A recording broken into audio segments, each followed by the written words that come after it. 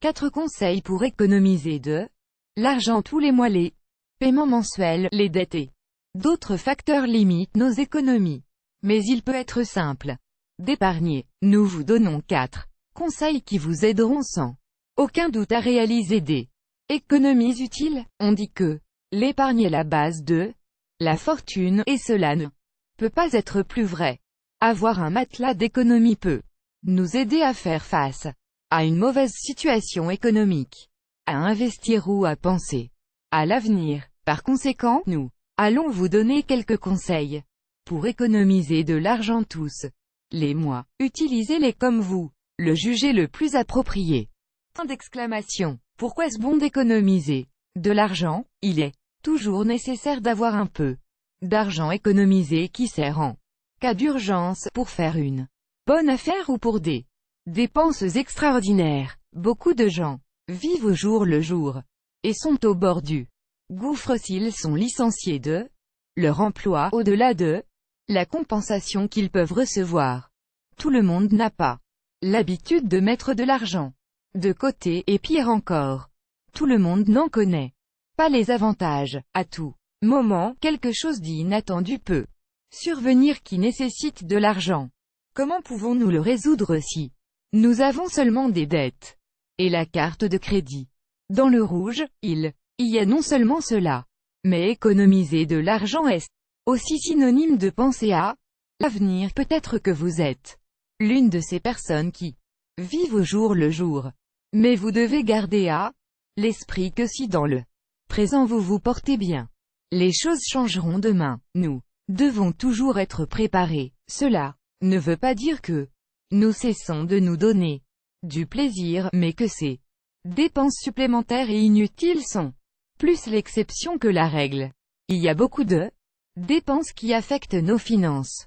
Vacances, dîner dans les restaurants, escapades en week-end ou vêtements. Nous dépensons aussi beaucoup quand c'est la saison des soldes, quand il y a des offres ou des promotions dans nos magasins préférés, ou si on s'ennuie. Pour éviter la situation de devoir réduire les coûts par un facteur externe, comme une augmentation de tous les services, il serait bon d'économiser un peu tous les mois. Conseil pour économiser de l'argent: d'une part, il s'agit d'être plus organisé ou intelligent, et d'autre part, d'abandonner certains plaisirs qui ne cherchent qu'à combler un vide ou à nous donner le sentiment de bonheur pour une courte période. Par exemple, les caprices des vêtements, chaussures ou soirées peuvent être réduits autant que possible afin d'économiser de l'argent. Ici, nous vous donnons d'autres recommandations. 1. Notez vos dépenses. L'un des meilleurs moyens d'économiser de l'argent est de connaître vos habitudes de consommation. Cela signifie que pendant un mois, vous prenez la peine d'écrire tout ce que vous dépensez.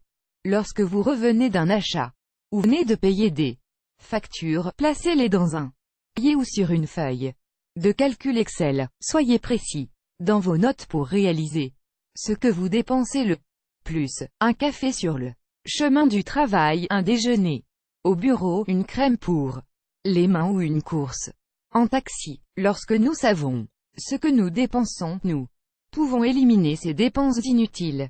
Pourquoi ne pas préparer votre café à la maison et le prendre dans une tasse spéciale, et si au lieu d'acheter un déjeuner, et si vous le prépariez la veille? 2. Établir un budget. Si vous êtes responsable des achats et de payer les factures à la maison, vous saurez sûrement la valeur approximative de ce dont vous avez besoin mensuellement. Tenez compte de toutes les dépenses fixes et n'allez pas au-delà de ce qui est stipulé.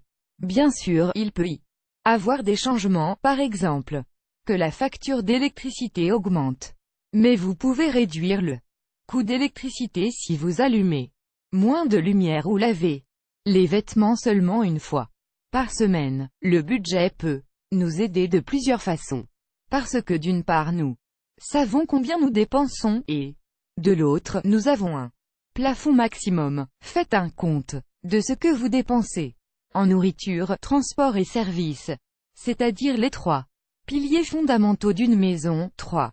Séparer pour économiser. L'une des principales erreurs que les personnes font en essayant d'économiser de l'argent est de payer toutes les factures et dépenses mensuelles.